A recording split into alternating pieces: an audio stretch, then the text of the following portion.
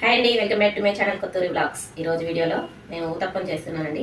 ఊతప్పం ఎలా చేస్తానో మీకు చూపిస్తాను. దీనికి కావాల్సిన పదార్థాలు: ఉల్లిపాయ, క్యారెట్, ఒక పచ్చిమిర్చి, కొంచెం అల్లం ముక్క. ఇవన్నీ ఇప్పుడు కట్ చేస్తాను.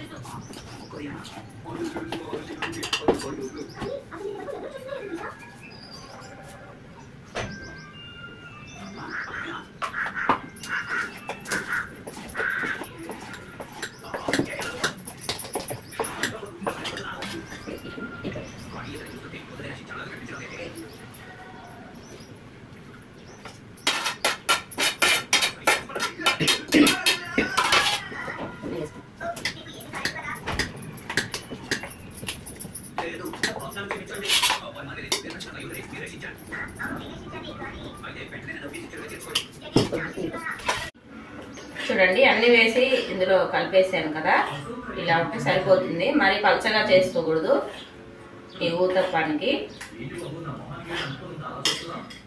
ఇప్పుడైతే పెనం పెట్టుకుందాం స్టవ్ మీద.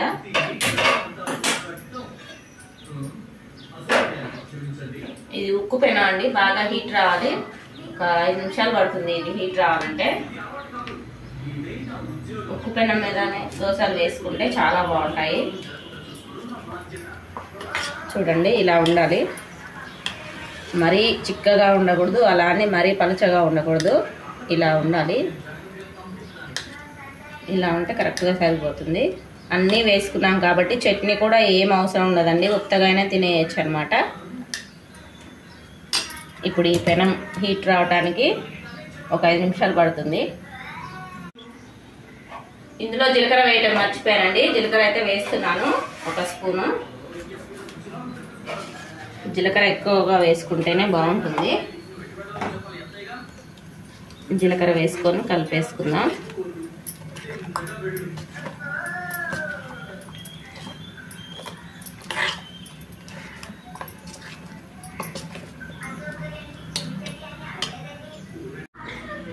పెనం అయితే హీట్ ఎక్కిందండి బాగా. ఇప్పుడు దీనికి ఉక్కు పెనం కాబట్టి లైట్గా నూనె రాసుకోవాలన్నమాట.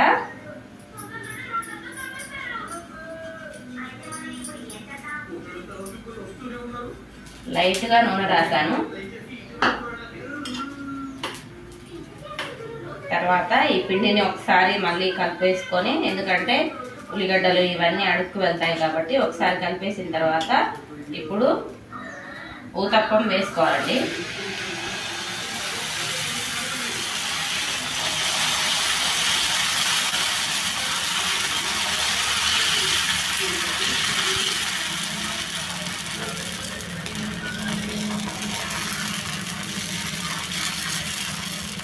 ఇలా వేసేసుకొని ఊతప్పం వేసుకున్న తర్వాత నూనె పైన ఇలా వేసుకోవాలండి. దీని మీద మూత పెట్టేసుకోవాలి.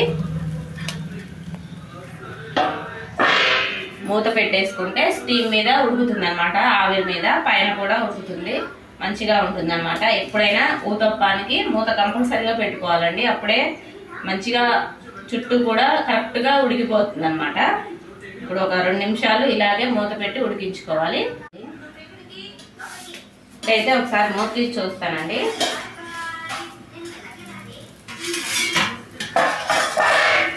చక్కగా ఉడికిపోయింది, చూసారు కదా. ఇప్పుడు దీన్ని తిరగేసుకోవాలి, ఈ ఊతప్పాన్ని.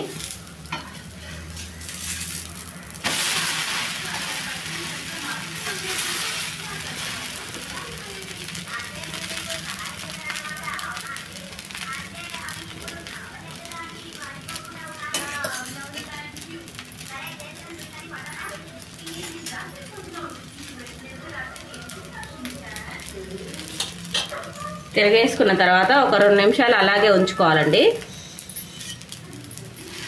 ఆ పక్క కూడా కాగుతుందన్నమాట.